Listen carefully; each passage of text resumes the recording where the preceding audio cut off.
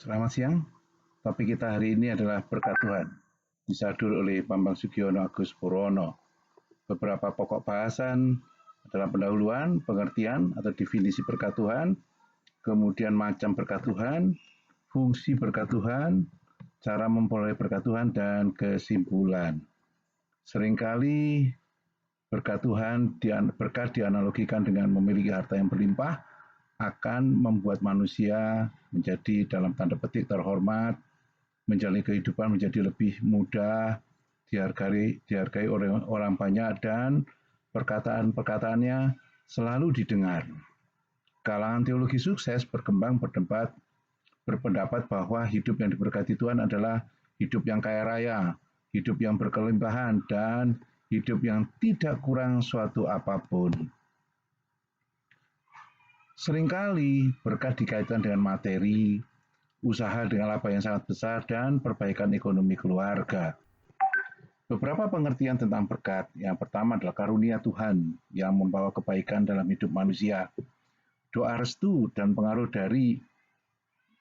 baik dari orang-orang yang dihormati, makanan dan minuman, serta yang lain yang dibawa pulang sehabis kenduri, mendatangkan kebaikan atau bermanfaat atau berkah. Berkat adalah apa yang diterima manusia dari Tuhan. Misalnya harta benda, kesehatan, kebahagiaan, rezeki yang berlimpah, sedekah, atau selamatan menurut Kamus Besar Bahasa Indonesia. Gilbert Numondo menyatakan bahwa berkat dalam pemahaman yang luas adalah merupakan segala sesuatu yang disediakan Allah bagi umat manusia. Tidak ada batasan antara orang baik atau jahat. Allah tetap menyediakan matahari, sumber air, udara. Berkat adalah berasal dari kata barak, to bless, berakah, kata kerja yang diberkati atau memberkati. Macam berkat, yaitu berkat keselamatan. Suatu keadaan di mana jiwa seseorang bebas atau terlepas dari siksaan api neraka. Yang berikutnya, suatu keadaan di mana manusia yang seharusnya dihukum mati sebagai akibat dari dosa-dosanya digantikan oleh Yesus Kristus sehingga manusia beroleh hidup yang kekal. Yang kedua adalah berkat Tuhan dalam bentuk damai sejahtera. Damai adalah tentram, tenang, keadaan tidak bermusuhan, rukun, dan aman. Sejahtera adalah aman, sentosa, dan makmur, serta selamat. Damai sejahtera adalah suatu keadaan yang tentram, damai, dan tenang tanpa ada perasaan yang khawatir maupun takut. Berkat Tuhan yang ketiga adalah harta benda. Harta benda adalah barang kekayaan. Harta benda adalah kekayaan secara materi, adalah kebutuhan hidup yang diperjuangkan oleh umat manusia dalam kelangsungan hidupnya di dunia. Berkat yang ketiga adalah kesehatan fisik. Pelayanan yang dilakukan oleh Yesus Kristus untuk menyembuhkan orang-orang yang sakit jasmani. Ada anggapan bahwa sakit penyakit disebabkan oleh dosa dan iblis.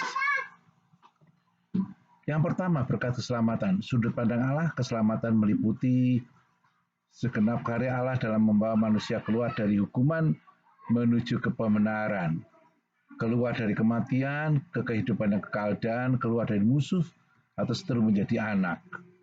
Dari sudut pandang manusia, keselamatan mencakup segala berkat yang berada di dalam Kristus yang bisa diperoleh dalam kehidupan manusia sekarang maupun kehidupan yang akan datang.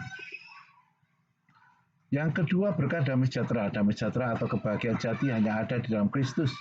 Dunia dapat memberikan damai sejahtera, namun sifatnya semu. Setiap orang yang telah menerima Kristus sebagai juru selamat pribadi dituntut untuk menghasilkan buah-buah roh dalam kehidupannya. Damai sejahtera itu tidak dicari-cari, melainkan hasil dari kehidupan yang dipimpin oleh Roh Kudus. Damai sejahtera adalah berkat dari Tuhan kepada umatnya. Yang ketiga adalah berkat harta benda. Wesley menyatakan bahwa uang bermanfaat untuk membandingkan suatu nilai dan sebagai pemberi rasa aman, nyaman, rasa percaya diri. Selain itu juga uang dapat mengubah atau menukar posisi. Misal posisi uang sebagai kertas menjadi gula. Uang itu tidak jahat, tetapi cinta akan uang yang merupakan akar dari segala kejahatan.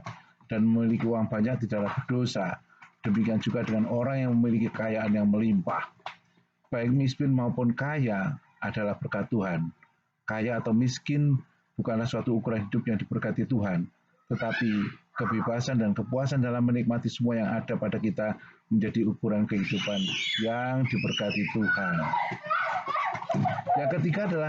Yang keempat adalah berkat keadaan fisik. Ada anggapan bahwa kesembuhan sempurna dan bebas dari berbagai sakit penyakit merupakan tanda kesuksesan seseorang, sehingga orang-orang yang terkena sakit penyakit dianggap sebagai orang yang sakit rohani atau tidak beriman. Kesehatan jasmani atau fisik adalah berkat Tuhan yang kadang-kadang dianggap sepele, sehingga jarang orang yang mengucap syukur kepada Tuhan atas kesehatan jasmaninya. Kesehatan fisik adalah berkat Tuhan, tapi bukan berarti orang yang menderita sakit penyakit tidak diberkati Tuhan. Fungsi berkat ada 3, yaitu untuk kemuliaan Tuhan, untuk kesejahteraan umat manusia, dan menjadi saluran berkat. Yang pertama, fungsi berkat untuk kemuliaan Tuhan. Segala sesuatu yang dimiliki oleh orang percaya adalah merupakan sarana yang dapat dipakai bagi kemuliaan Tuhan. Muliakanlah Tuhan dengan segala hartamu dan dengan hasil jerih, hasil pertama dan dari segala penghasilanmu. Persembahan yang berkenan di hadapan Tuhan adalah memberi dengan sukacita dan dengan kerelaan hati. Alasan untuk bersukacita ialah karena hal itu merupakan kesempatan untuk memberi kepada Tuhan. Pemberian orang percaya kepada Allah adalah suatu perwujudan ucapan terima kasih kepadanya dan sebagai suatu kesempatan hak istimewa untuk ambil bagian dalam kelangsungan pekerjaan Tuhan. Fungsi berkat untuk yang kesejahteraan umat manusia adalah Allah memberkati umat manusia yang mengasihinya dengan mencukupkan segala kebutuhan, misal tempat tinggal, pakaian, makanan, dan minuman. Manusia tidak diciptakan di hari pertama, melainkan hari ke-6, hari terakhir Allah bekerja. Alasan Allah menciptakan manusia di hari terakhir agar manusia dapat hidup sejahtera, di mana segala kebutuhan manusia sudah dicukupi. Allah menciptakan langit, bumi, dan segala isinya, juga menciptakan air, tumbuh-tumbuhan, dan hewan untuk kesejahteraan umat manusia. Fungsi berkat menjadi saluran berkat. Menjadi saluran berkat berarti Allah memakai umat manusia untuk memberkati orang lain. Berkat yang Allah berikan dalam kehidupan ini bukan untuk dinikmati sendirian, tetapi Allah mau juga agar umat manusia memberikan kepada orang yang membutuhkannya.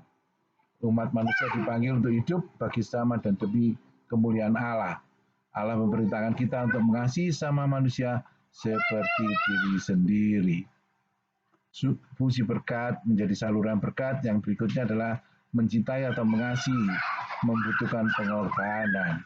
Berkat yang Allah berikan kepada seluruh umat manusia, baik itu kekayaan, makanan dan minuman, pakaian, pengetahuan, dapat dibagikan kepada orang-orang yang membutuhkan. Hal ini adalah sebagai bukti kasih kepada mereka dan bagi kemuliaan nama Tuhan. Cara memperoleh berkat ada 2 cara, sesuai dengan firman Allah, yaitu melalui berdoa. Doa adalah hubungan atau komunikasi atau relasi pribadi dengan Tuhan. Dengan bekerja merupakan bagian yang harus dipikul oleh setiap orang. Kerja berarti kemuliaan. 6 hari lamanya engkau bekerja, tetapi pada hari ke-7 haruslah engkau berhenti, dan dalam musim membajak dan musim menuai haruslah engkau memelihara hari perhentian juga. Kerja atau pekerjaan merupakan salah satu sarana selain berdoa untuk mengalirkan berkat-berkatnya kepada umatnya.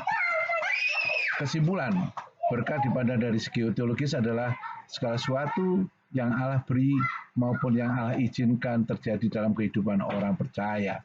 Suka maupun duka, kelimpahan atau kekurangan, semuanya adalah berkat dari Tuhan. Berkat yang Allah berikan kepada umatnya bukan untuk dinikmati sendiri, tapi juga dipakai untuk kemuliaan Tuhan dan sebagai sarana untuk menyalurkan berkat Tuhan bagi orang yang membutuhkannya. Mengucap syukur dalam segala hal merupakan bukti bahwa seseorang menyadari berkat-berkat Tuhan dalam kehidupannya sehari-hari. Ini daftar pustaka, kemudian biodata disampaikan oleh Bambang Sugiono Agus Purwono. Kemudian juga terima kasih. Sampai bertemu lagi dengan topik yang lain.